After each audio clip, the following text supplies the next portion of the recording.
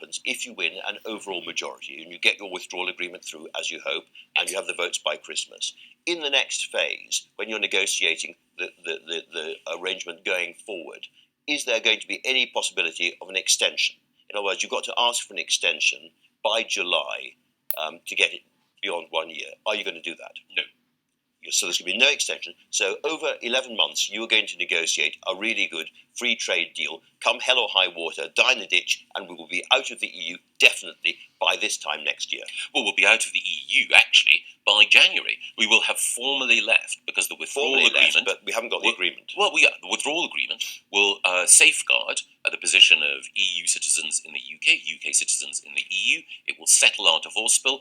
It will make sure that we don't have a hard border in Ireland. All of those things will be done. They are there in the deal. 27 EU nations agree that this is the right way to go. And the problem with the other parties is... let's not talk about the other parties. Let's talk about you. And Labour don't have a policy at all. Let's talk about you. You still have to negotiate this trade deal going forward next year. If towards the end of next year, sort of October, November, you're not getting what you want, do we leave without a trade deal?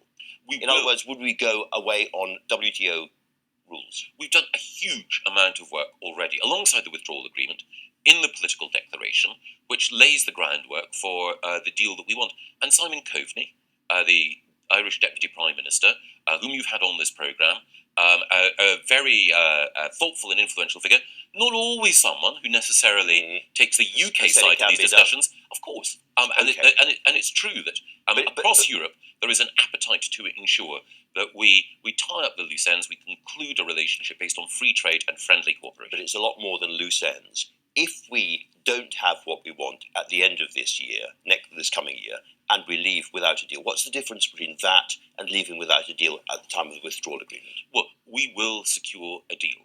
There was scepticism, as you know, towards the Prime Minister's ability to get a deal in time before October the 31st. I know the answer to my own question. And he secured a deal. I know the answer to my own question. It's funny, if you know the answer, Andrew, it's funny that you were asking me. I was hoping that you were going to concede openly that we have already agreed the payment. We have agreed the £33 billion payment already, which means that what the Prime Minister described as the lubrication to get the trade deal has gone. And by the end of next year, we will actually have handed over £10 billion of that. So we will be in a worse position than we are now. No, we'll be in a stronger position because we will have left the European Union and we will have taken back control of our money, borders, But we've handed them the money. No, we will have taken back control of our money because we will no longer be paying significant sums to the European Union. We've agreed to pay the divorce bill already. So we will have handed over the money, or we're promising it. It was always the case that we were going to settle the bill as we left, and it's also the case now, as a result of the Prime Minister's deal,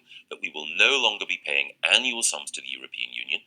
Under Labour, we would still be in a position, under their policy, where we would remain members of the European Union while we negotiated a new deal, they believe, before we then put it to the country in a referendum.